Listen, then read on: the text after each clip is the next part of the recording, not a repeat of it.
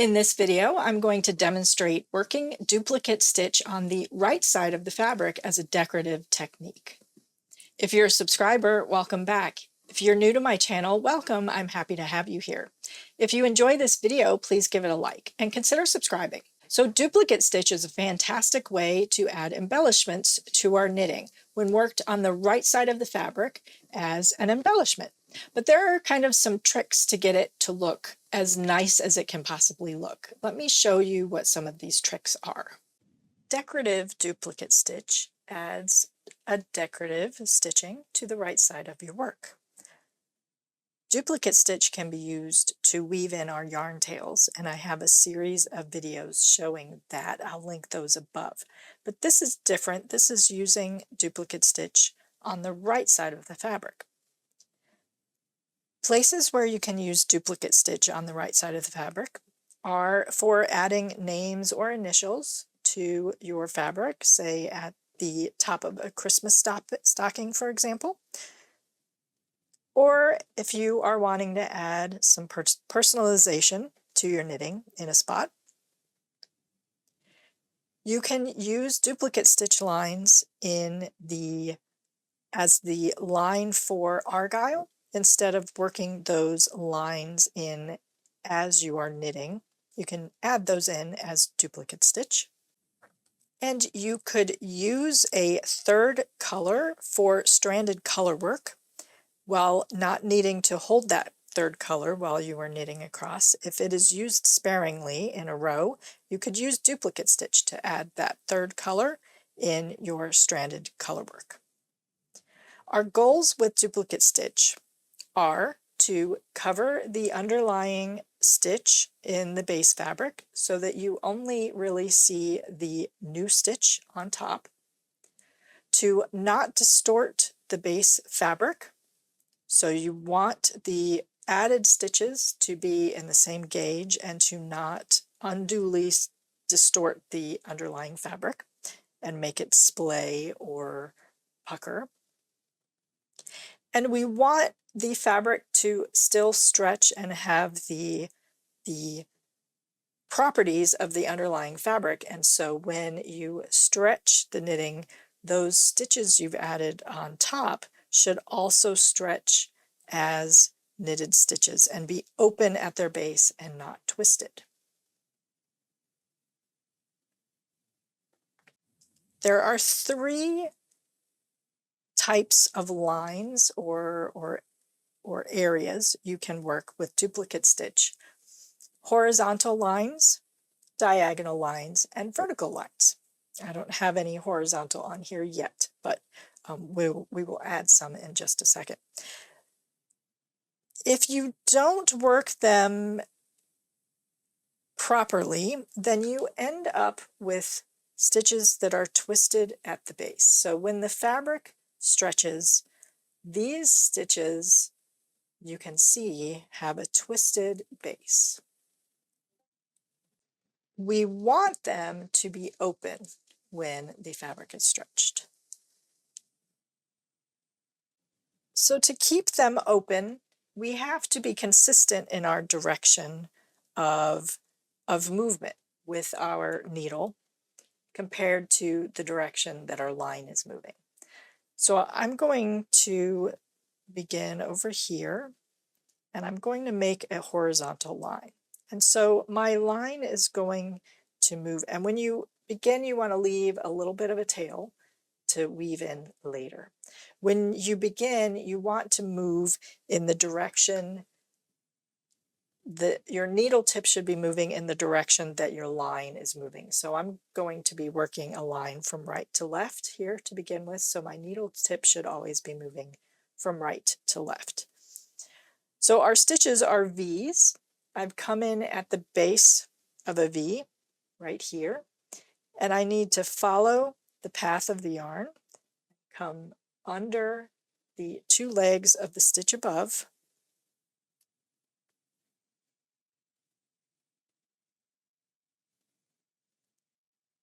and then go down into the base of the V, and then come straight across under those two legs and come up at the base of the next V. And as I work, I make my stitch the proper size. And so I'm going to continue to go from right to left.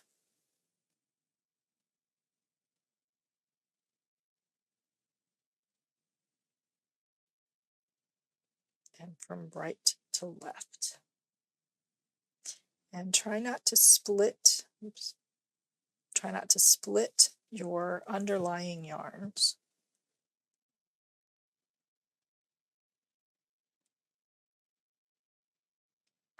Right to left.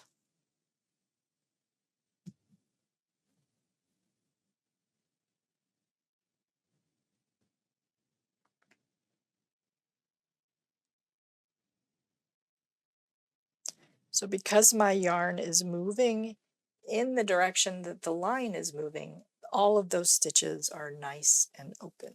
I'm making an S, a snake. I'm going up, over,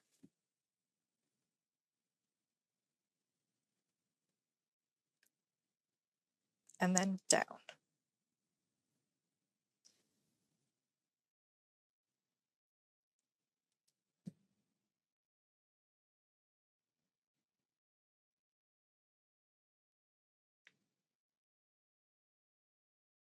I'll do a couple more.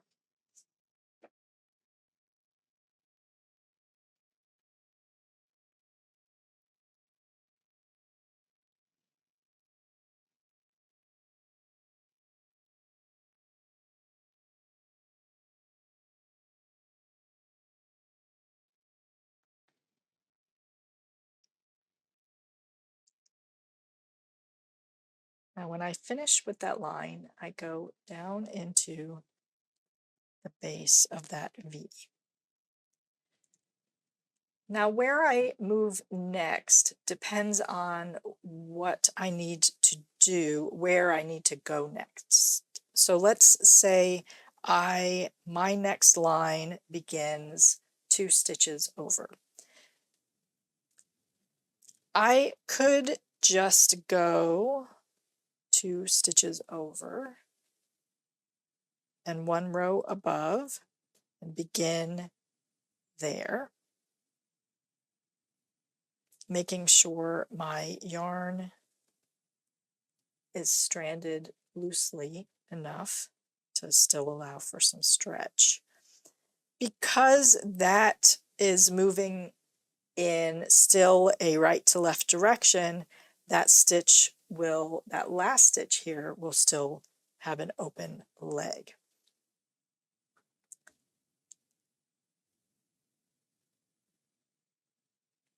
If instead, though, my next stitch is above or to the right, I would need to anchor this leftmost leg first before traveling to the new spot. So let me show you how that is done. Because otherwise, if I just moved up, let's say my next stitch was here, which is to the left, to the right of where I ended. That last stitch, see, is being pulled to the right and is not open at the base. And that's not what we want. So to anchor this leg, we need to go 1 stitch over and come up out of the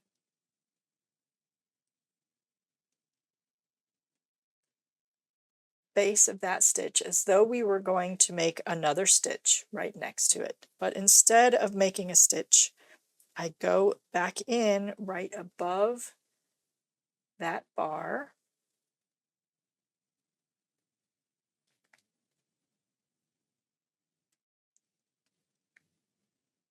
and tug just a little to keep it to the back.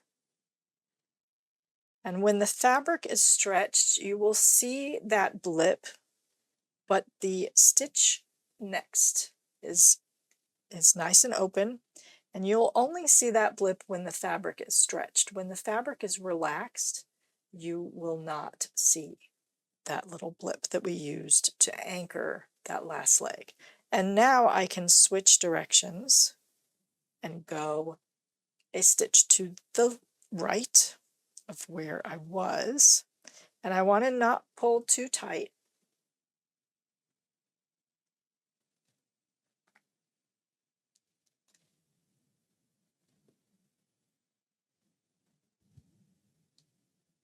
And I can begin my next line. So my next horizontal line now is moving from left to right.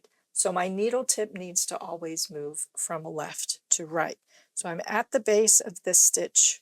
I'm going to go from left to right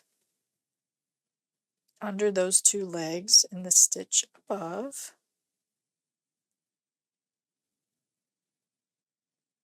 And then left to right, back into that base, and come up out of the next base.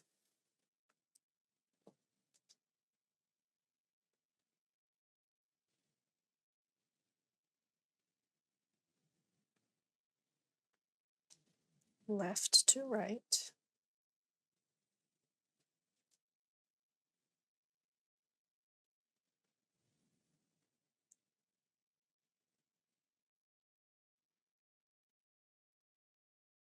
Left to right.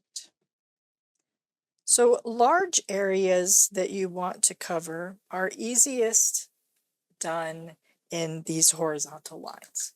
So if you have large blocks of area to cover with your duplicate stitch, work a series of horizontal lines to fill the area. It's awkward for me moving left to right.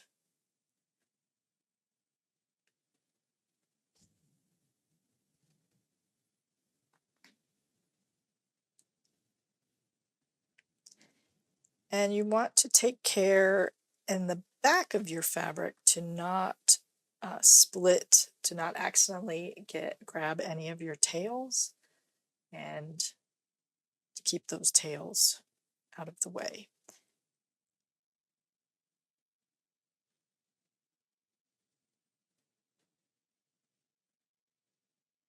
Which sometimes is easier said than done.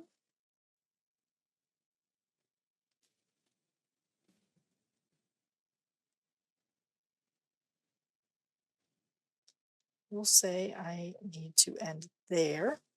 And now let's say I need to do a vertical line. Vertical lines are fairly easy. So I need a stitch right above this stitch. I'm going to come right out of the base of the V in the stitch directly above. With vertical lines, you want to alternate your directions. So this last stitch was made moving from left to right. So this next stitch I want to make moving right to left.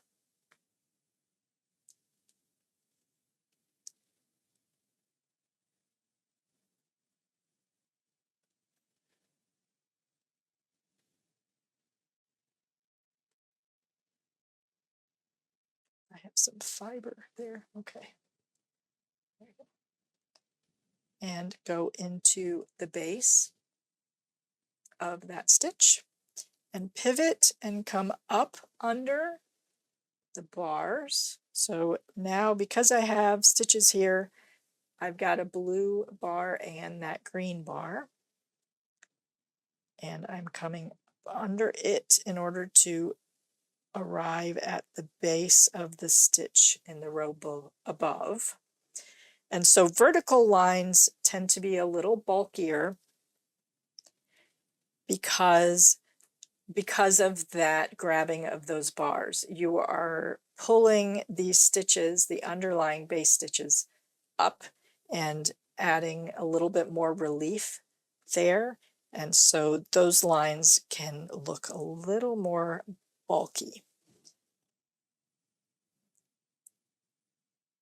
Here are a series of vertical lines that had been made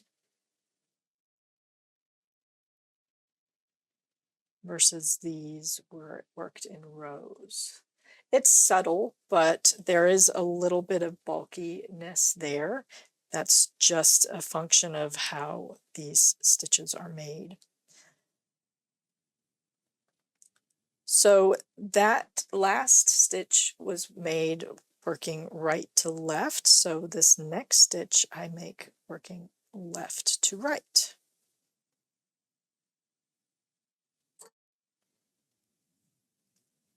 And then again, go into the base, pivot, come up under those bars.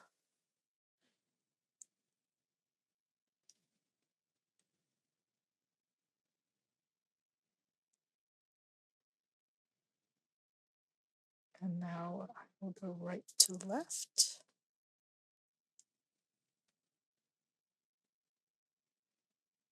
And alternating helps keep those legs are not tend to not be as open feeling, but it helps prevent any biasing in the fabric.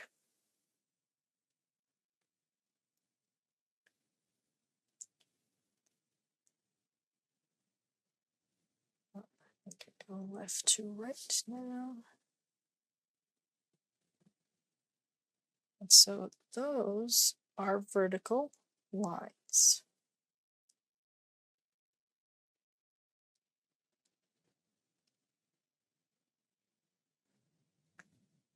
Like so.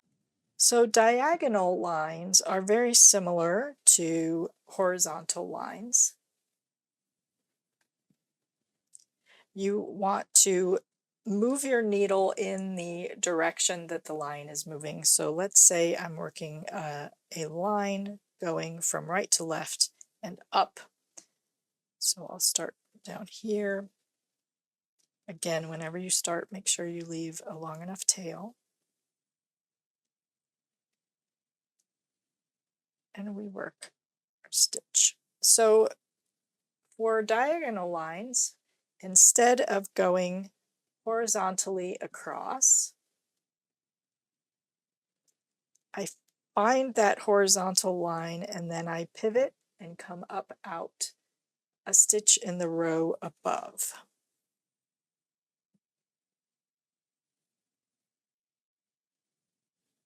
Like so.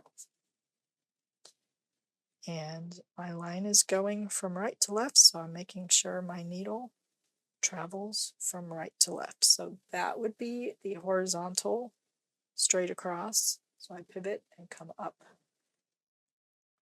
a stitch above.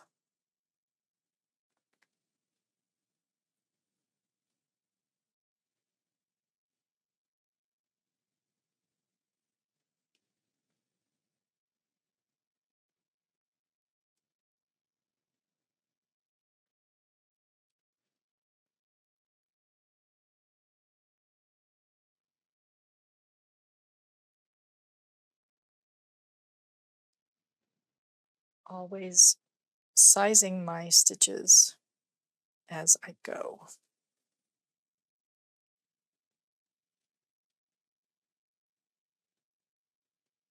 So let's say I'm ready to change direction, and like this line, set of lines, I want to do the same thing.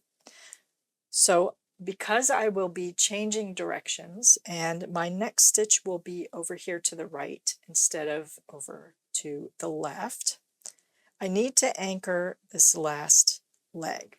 So I will go straight across as though I was going to add a stitch horizontally, size that stitch, come down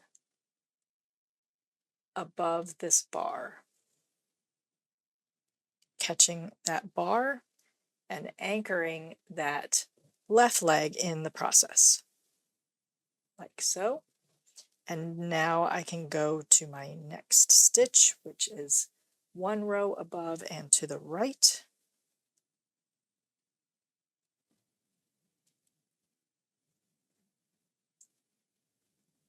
like so.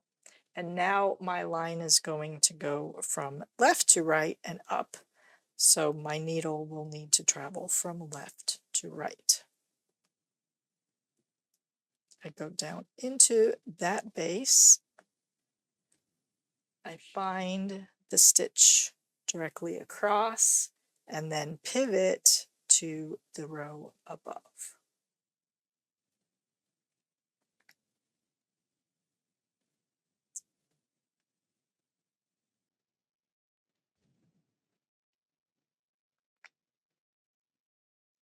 So from left to right.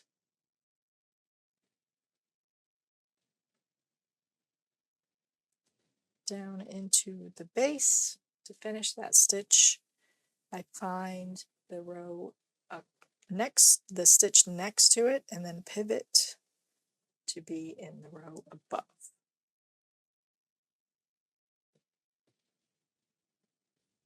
And then my needle needs to go from left to right.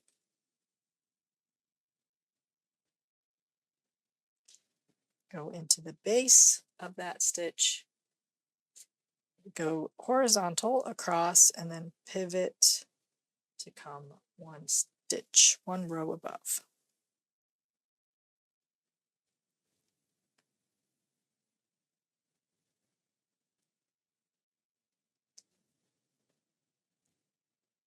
Like so.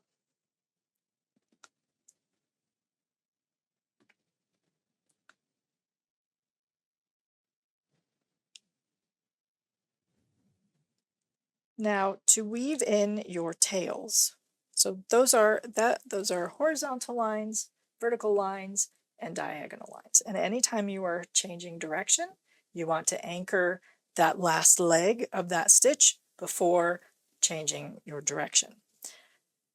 When weaving in your tails, we want to, ideally you want to weave your tails in back under over where you worked your duplicate stitch to hide your tails to the best of your ability and not have them traveling on the base fabric. Depending on the colors you are using, you might be able to weave your tails into the base fabric and not have them show on the right side. It all depends on the colors you are using. So you may want to swatch or do one tail weave and see how it looks and unwork it if it's not to your satisfaction. When weaving in tails though, if we are going to switch direction when weaving in tails, we could end up with a twisted stitch without meaning to. So this line had its tail woven in already, but the tail was woven in to follow the green line. And that last stitch was not anchored before the tail weave began. So when you pull the fabric there, you have a kind of twisted stitch. The right leg of that stitch is pulling to the left instead of pulling to the right. And that is not ideal. So when we begin our tail weaves, we also need to anchor the last leg of the stitch, especially if we are changing direction. So we'll use these two diagonal lines that I worked down here. So this top tail weave,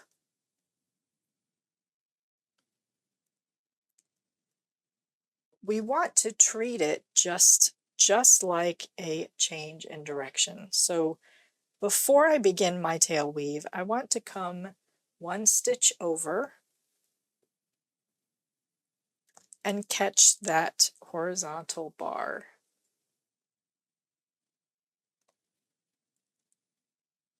Let's see, why is it crossing to the right?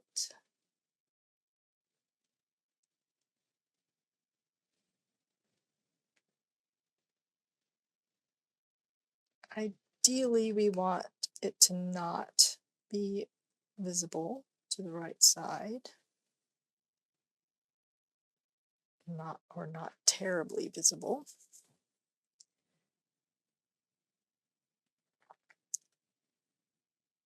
So I'm going to just tug a little bit, there we go, to hide it to the back. So I've anchored that final leg, and now when I turn the work to the wrong side, I can begin my tail weave without that last stitch ending up twisted.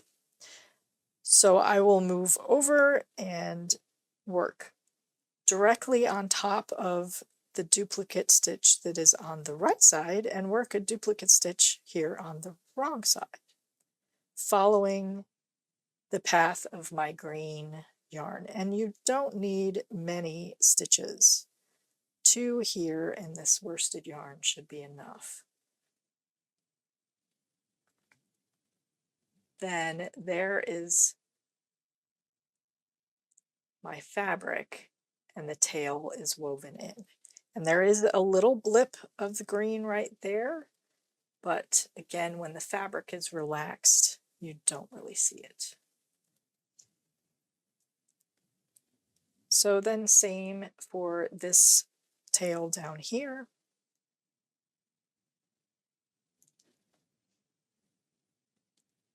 I want to go over 1 stitch, catch the bar,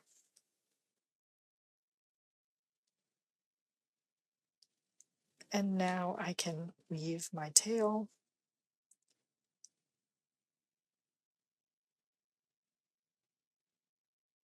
following the path of where I had used the green yarn so that the tail is directly below, underneath the duplicate stitch area. And there is that section with the tail weave. And when you pull the fabric open, that stitch is open and that stitch is open, as opposed to up here where the stitch pulls in. So again, our kind of guidelines are to have your needle always traveling in the direction that your line is traveling, to anchor the last stitch, the leg of the last stitch before changing directions, to keep those stitches open, and to weave your tails, again, anchor the last leg before weaving in your tails into the fabric. You could work tail weaves, like I said, if the colors are appropriate enough where they won't show to the right side of the work, you could work your tail weaves into the base fabric away from your duplicate stitch lines, like so. But whether you can get away with that will depend on your colors that you're using. And again, if your tail weave is moving in the direction that the yarn would have moved, then you don't need to anchor the stitch, that last stitch, because you're moving in the direction that it would have traveled. But if you ever change directions, you need to anchor that last leg before changing directions.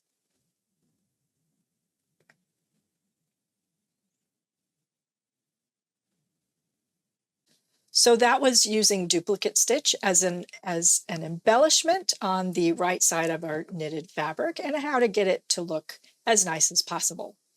What do you think of these tips and methods? Let me know in the comments below. I hope this was helpful. Don't forget to like and subscribe, and thank you so much for watching.